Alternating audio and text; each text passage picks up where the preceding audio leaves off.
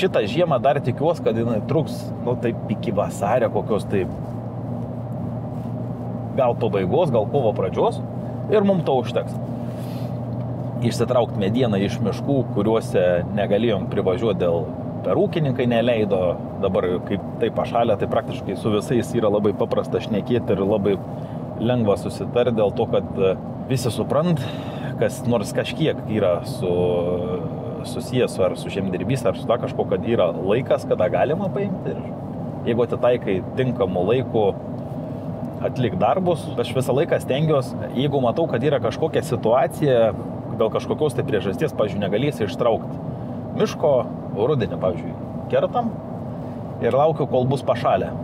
Dažniausiai pasiteisina. Yra buvę atveju, kai ir nepasiteisina, nes nebuvo visiškai žiemos, tai teko išlaukti gegužės mėnesio, spalio mėnesį iškirstų miškų, bet tai medienai nieko visiškai neatsitiko, jinai kaip užsikonservavus buvo visą laiką, ištraukiam, pavasarį pardavėm.